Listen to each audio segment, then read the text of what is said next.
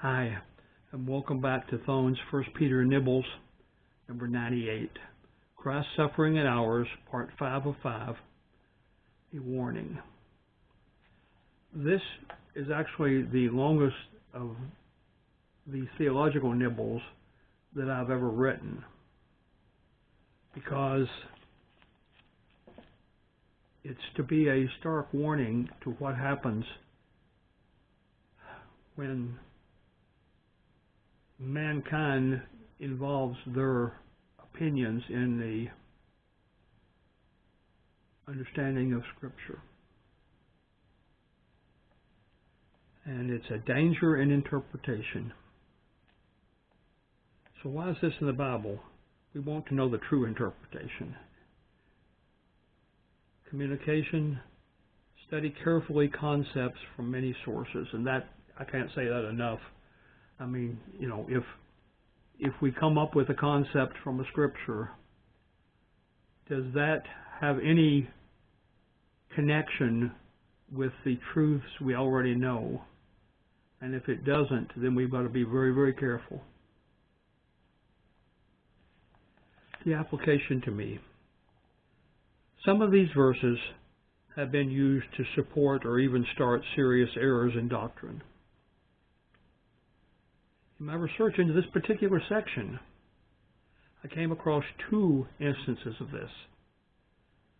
Amazing. I will not publicly state who said what, but will simply quote the statement and a simple rebuttal. The first one is a comment on verse 21 done by a commentator in a reputable commentary, or study Bible in this case, I guess. Baptism is a public sign that one has identified completely with Christ for salvation. No problem with that. Some Christians in Peter's day who feared persecution may have avoided baptism precisely because it was so public and therefore risky. That may be true. But Peter encourages them to associate themselves with Christ in this way. Clearly he does. Not because baptism saves anyone, true, but because it is an appeal to God, a profession of the believer's inward spiritual reality. Dangerous area. I do not agree with appeal to God. God has already saved the people for whom this is spoken of. It is not that at all. It is a statement to men about your certainty in your beliefs. And it's not an appeal to God, because God already has saved you and knows everything about you. So why are you trying to show off in front of God? You're not.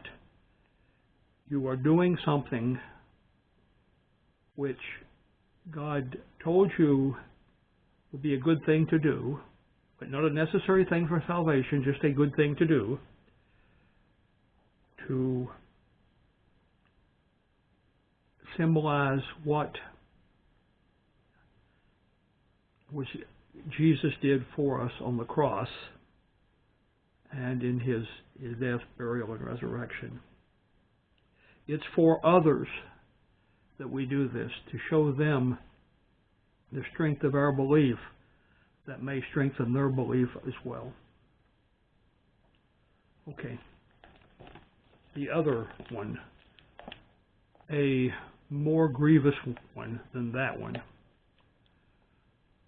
And this is a commentary on verse 19. It's actually a section of a commentary. It was a really long commentary.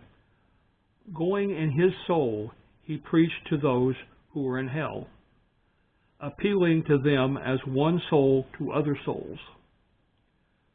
When the gatekeepers of hell saw him, they fled. The bronze gates were broken open, and the iron chains were undone. And the only begotten Son shouted with authority to to the suffering souls according to the word of the new covenant, saying to those in chains, come out, and to those in darkness, be enlightened. In other words, he preached to those who were in hell also, so that he might save all those who would believe in him. A really, really dangerous theology there. I strongly disagree with this interpretation in that it allows the unsaved to die and later be saved, which is in direct opposition to virtually all the theology that we read in the Testaments. You are available to be saved until you die. If you have not been saved until after you die, you're not going to be saved at all. And that's a bad theological interpretation. And it's something which has crept into some churches' theology, even though it directly is opposed to what Jesus himself said, what his apostles said, and what most fundamental theology disagrees with, because it can't be that way. God leads us with, does my understanding fit comfortably with the overall understanding of Scripture? That's the question we have to ask ourselves when we read something which maybe surprises us or takes us in a somewhat different direction. We have to be absolutely certain that that interpretation doesn't disagree with something else in our understanding of Scripture. My response, Lord, thank you for painting a consistent pattern for us so that we can accept or dismiss unusual doctrine. Unusual doctrine isn't bad in itself, but we have to compare it to all other doctrine to see if it is consistent with all other doctrine.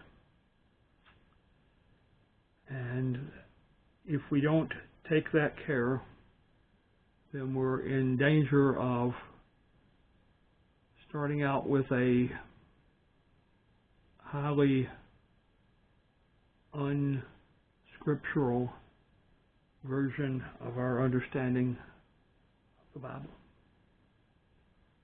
And if we are adamant enough about it, starting a new religion that is a false religion. We'll talk to you next time.